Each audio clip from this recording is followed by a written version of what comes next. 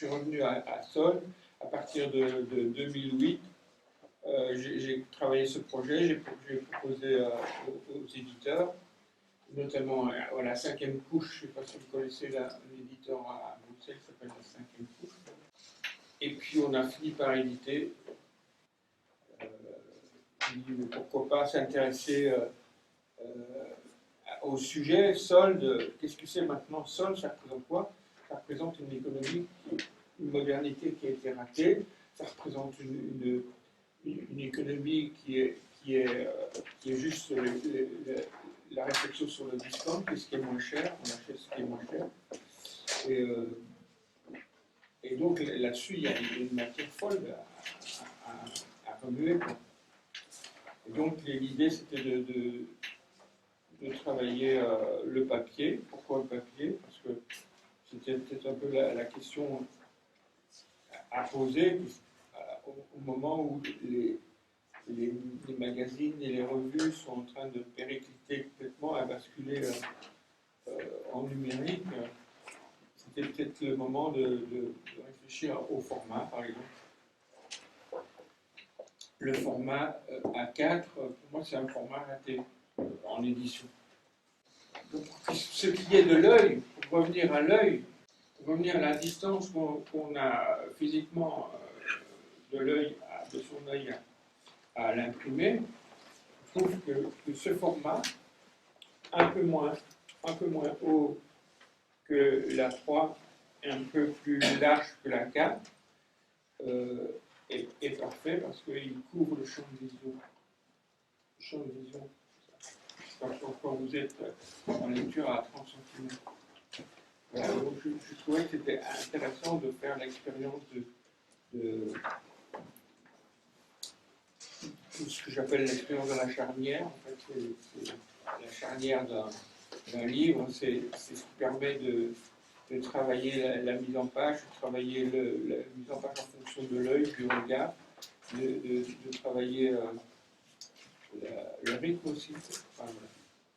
Il y a aussi une grande différence avec les magazines, c'est que, ça c'est aussi connu par rapport à l'ère du temps, par rapport au numérique, c'est que ça pèse un poids dans les... C'est pas... C'est vrai, les magazines ont quelque chose, je ne sais pas combien ils pesaient, peu importe, mais c'est... 1 kilo, je fais juste 1 kilo. Ceci, les almanachs. Ah, c'est juste 1 kilo. Juste Ok. 9 dixièmes de gramme en plus. Mais il n'est pas construit en fonction du kilo quand même. Non. D'accord, ça me rassure. Mais je veux dire, c'est quand même quelque chose qui est très particulier. Un, tu es hors des formats, même si dans l'édition on utilise parfois des grands formats quand même. Mais je veux dire, pour l'édition même, il est dans un grand format et il est dans un poids qui est conséquent. C'est pas seulement un petit magazine léger comme était par exemple le Sol magazine. Il y en a qui circulent. Ça demande une fabrication de papier spécifique. Ouais. Donc c'est un peu plus cher que si j'étais dans les formats DIN, ce qu'on appelle des formats DIN, c'est le format qui part de la 4, la 3, la 2, la 1, la 0. Et donc la 0 en général, c'est ce qui permet de faire une imposition de page. Vous voyez ce que c'est une imposition? Donc ici il y a 14 cahiers. 14 cahiers brochés comme ça. Est-ce que ça vous fait quoi d'avoir ça en fait? Il y a le côté objet, c'est intéressant. Quand j'achète un magazine, j'aime bien aussi collectionner un peu. Le côté collection, je trouve intéressant de pouvoir. Dans le fait de garder les choses. Ouais, que ce soit pas éphémère. Enfin, ça a plus de valeur, j'ai l'impression. Ah bon? Ça donne une impression que ça a plus de valeur. Parce que c'est imprimé, c'est physique, c'est pas éphémère. Ouais. Ça ne disparaît pas quand la lumière est éteinte. Chaque fois que je vais à l'imprimerie, je vais au calage. On me demande si ça s'appelle d'aller au calage. Le calage, c'est un moment où vous allez chez l'imprimeur qui vous appelle pour vous dire allez, le calage est à 7h30 à Gand, etc. On imprimait à Gand. Allez, chez Graphius. Enfin, c'était pas Graphius peut-être au début. Chez Graphius, exactement. Ouais, c'est ça. Mais le dernier est imprimé, les deux derniers sont imprimés en Slovaquie. trouvé les gens très très sympas. En Belgique. Hein. Et pour quelle raison? Pour une question de prix ou pour Une question de prix, évidemment. Ouais, c'est ça. Je vous propose 5 000 à la place de 9 000. Réfléchis quand même. Ça, c'est vrai. Ah bon? Surtout qu'on a une économie de bouche-chandelle. Une chose importante aussi par rapport au papier et tout, et par rapport au couleurs, comment c'est fait, on va en parler, mais je pense que le choix du papier s'impose, ce que tu racontes. Alors, le choix du papier, Pas le papier. moi je dis, Son papier. un papier, à partir du moment où le papier est fait pour recevoir de l'encre d'imprimerie, il doit être bon. Il n'y a pas de raison qu'il soit mauvais. Alors, les imprimeurs, ils disent, oui, mais vous allez choisir ce papier, là, c'est un papier buvard, il pompe énormément, c'est impossible à imprimer ces trucs. Mais en fait, sous Photoshop, il y a des fonctions où vous travaillez l'image en regard du papier sur lequel vous avez imprimé. Donc, c'est un processus qui est totalement différent de quand vous faites les animations les images qui sont destinées à l'écran. Donc les images qui sont destinées à l'impression, elles ont ceci de particulier qu'il y a une possibilité d'améliorer le rendu en fonction du papier. Alors le papier qui flash le plus, c'est le papier brillant, couché, etc. Sauf qu'il n'y a plus de matière, c'est comme l'écran.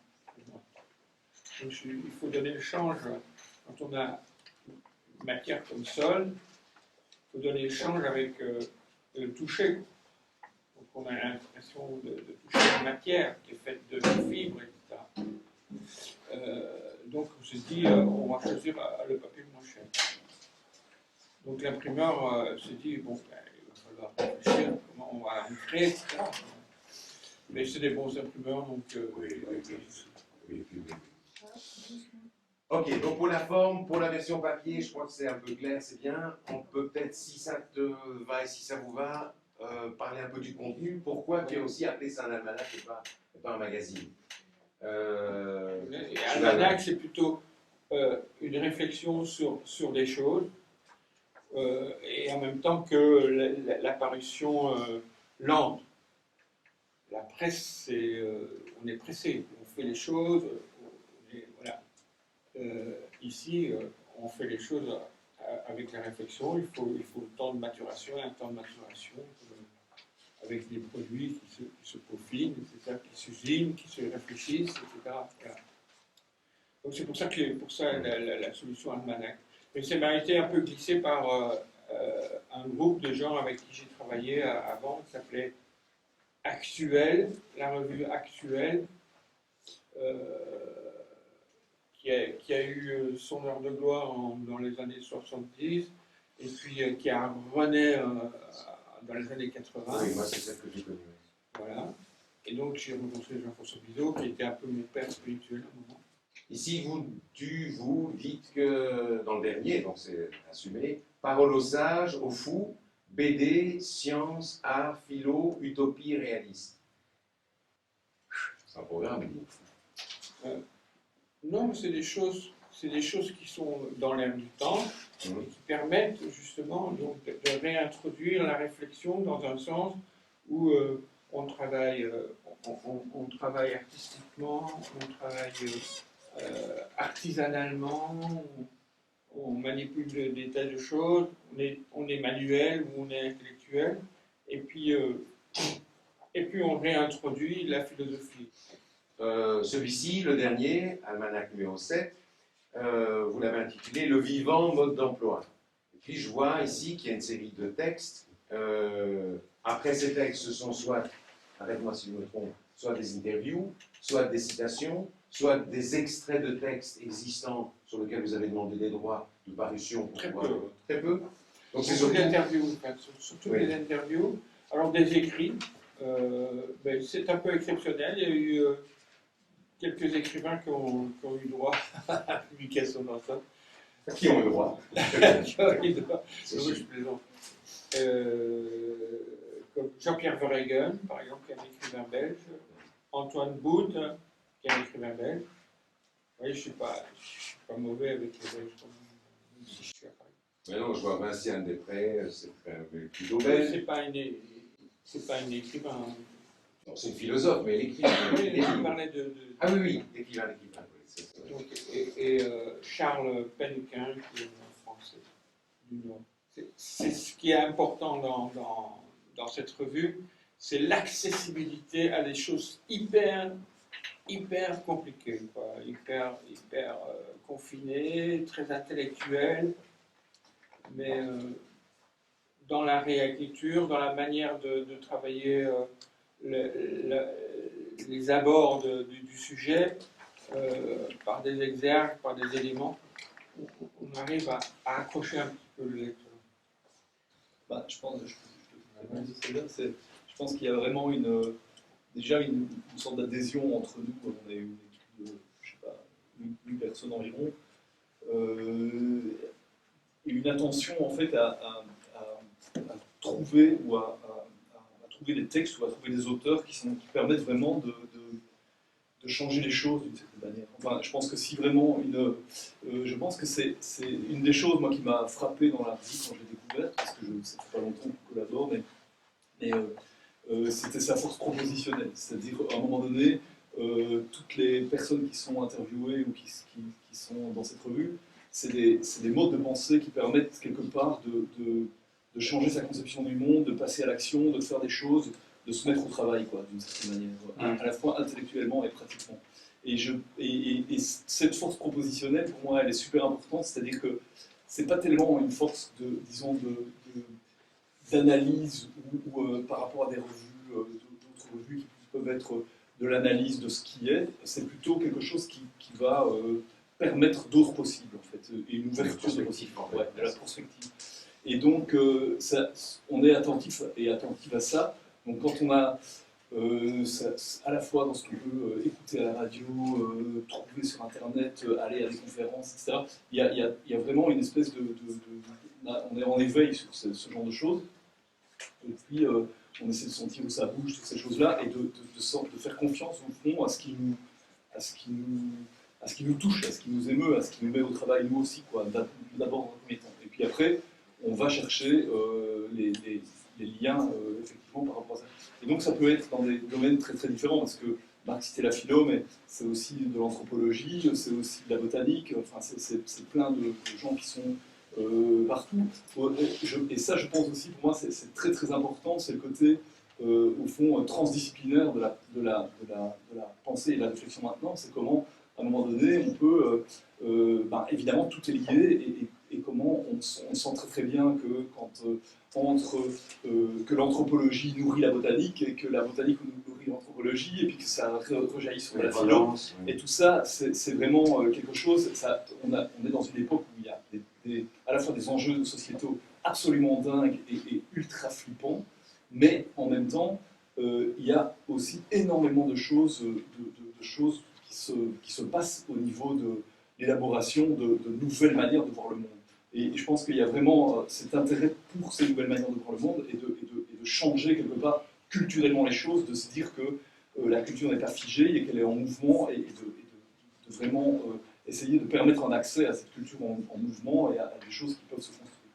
Et donc en fait, du coup, c'est vraiment des va-et-vient en équipe, c'est-à-dire quelqu'un dit « Ah, j'ai vu une conférence de machin, c'est vraiment super », et puis un autre rebondit en disant « Ah, peut-être qu'il y a pas assez de cette question-là est abordée, mais peut-être pas assez celle-là, et ça fait écho à ceci, à cela ». Et donc c'est une sorte de dialogue assez informel,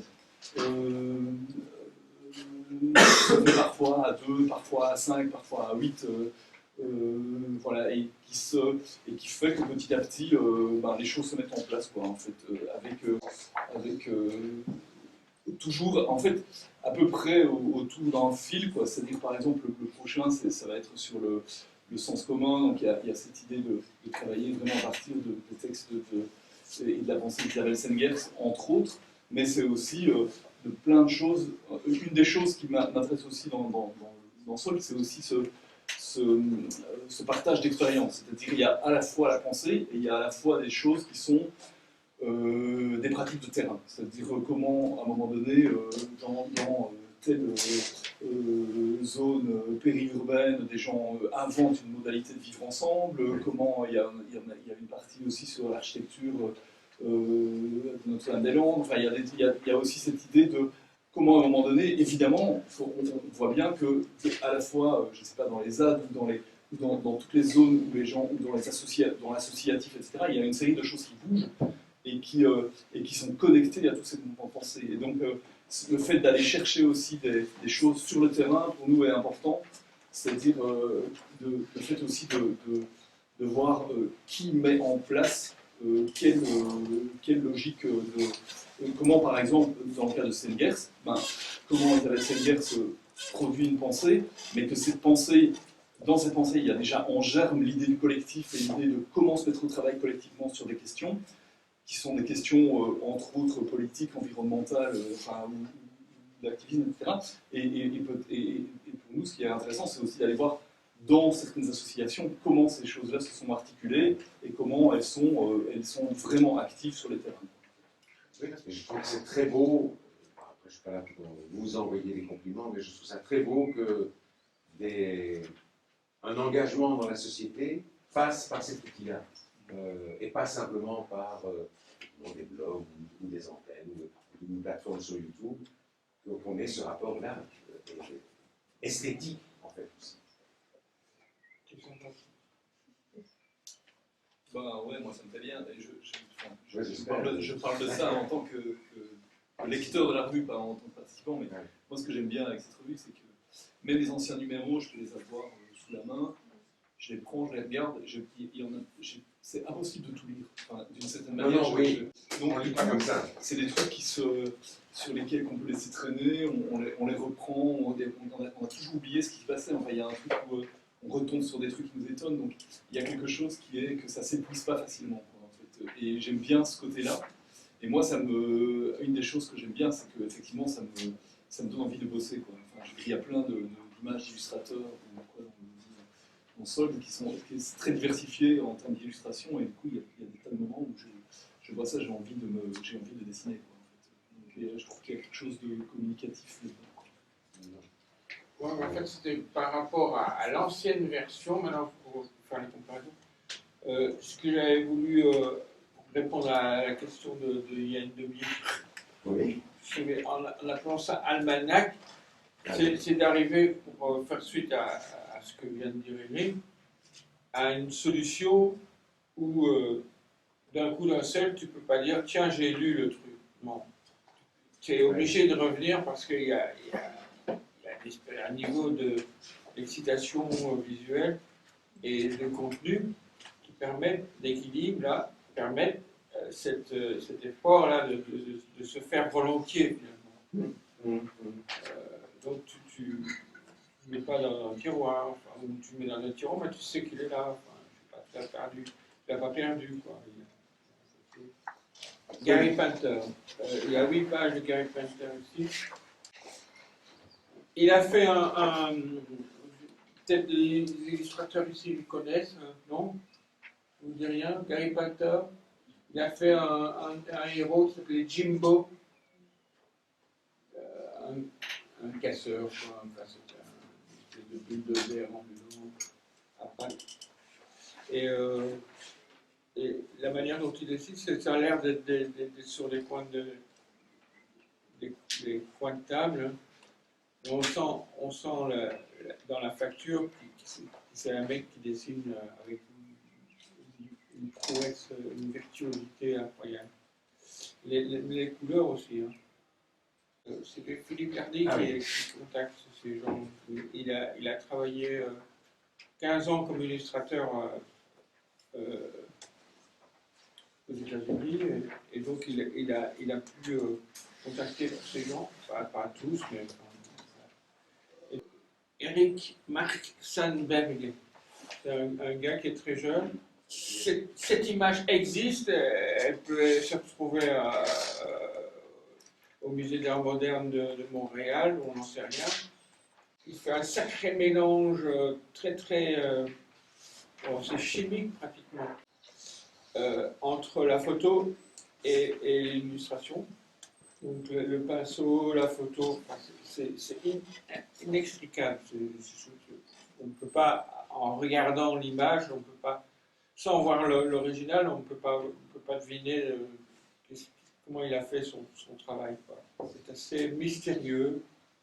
C'est joli, parce que c'est pourrait être un travail qui sente la sueur, et donc ce ne serait pas intéressant. Mais là, c'est spontané, c'est léger, c'est beau, en fait. Tout simplement. Et puis, pour l'interview de Donna Haraway, je me suis dit, au fond, ce serait bien de lier cette interview avec la couverture, parce que bon, ça pose les questions habiter la terre, vivre le trouble.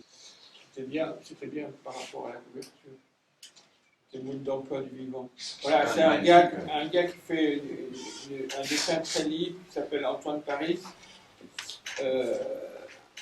Et il m'a dit qu'est-ce que je peux faire, j'ai envie de faire un truc avec des copines. Etc.